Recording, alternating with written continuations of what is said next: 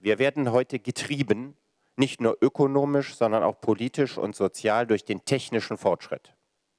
Der technische Fortschritt ist der einzige Fortschritt der Menschheit, der irreversibel ist.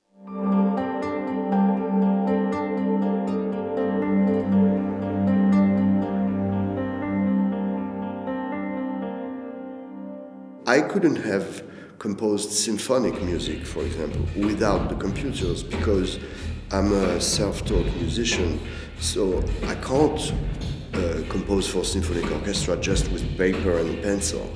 I'm not enough educated for this. And computers did allow me this because I can just record each part, the strings, the oboe, all the woodwinds, all the brass. I can record each part one by one in the computer, and the computer can play it for me all together, which I couldn't have done before. Then I hear when I'm composing, then I'm able to compose symphonic music. You know, doing symphonic music or not, it's a huge difference. For example, all the techno music, DJs, etc., they wouldn't exist if computers didn't exist, because they wouldn't be able to do music. It opens the culture to much more people. I need just a sheet of paper and a pencil.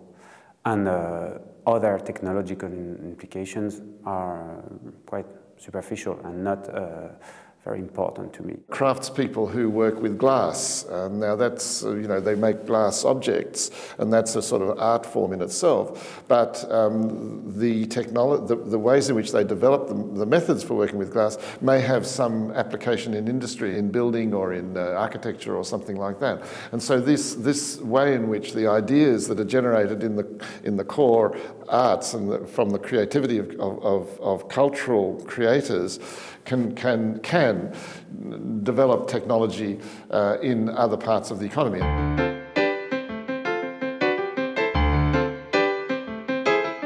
I will show you the image from Versailles.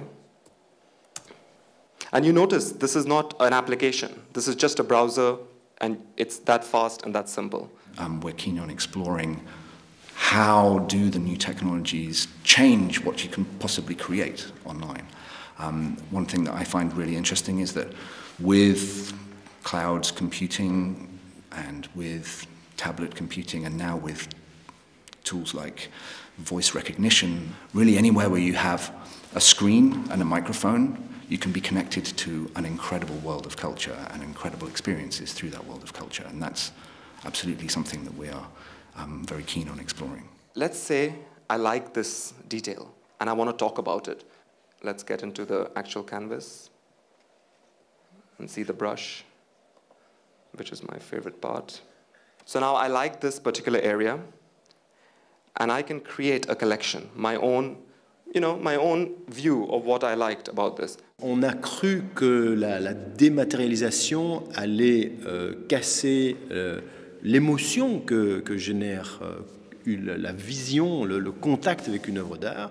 Mais on constate que si ces technologies sont abordées d'une manière intelligente, elles peuvent être extrêmement complémentaires. On peut morceler les œuvres, en distinguer les détails, voir toute la complexité du travail de l'artiste. Et donc cela montre qu'il y a là quelque chose qui nous permet d'aller beaucoup plus loin dans la perception, dans l'appréhension, dans la manière de profiter du contact qu'on a avec une œuvre quelconque.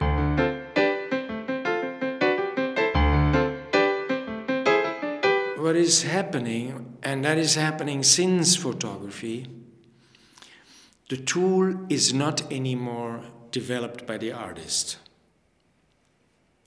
That is something quite important. Second, it's not developed for the artist either, because photography was developed for repression. It was for keeping masses in check. Video, even more. Nobody invented video for the arts. So we are kind of more or less, more and more sitting on the branches. So we're more or less becoming not parasites, but we become a minority in the development of the tools. At the same time, the tools, they democratize and they make the access of many more people possible. And so they bring a little bit of the artist DNA into the population, into the public.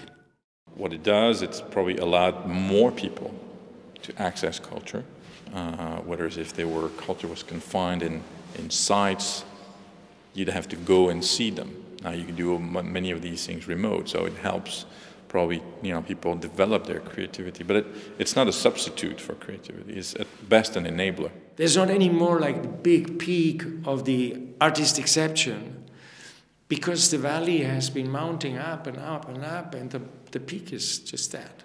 So that's a problem for many people working in the arts, because they don't understand what's going on, perhaps.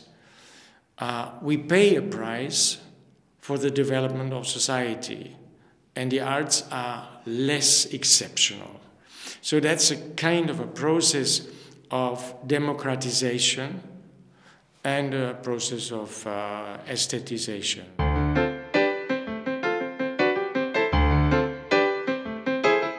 I'm a senator, and you know, the Senate has always had this image of being a very far away chamber, away from daily problems and so forth.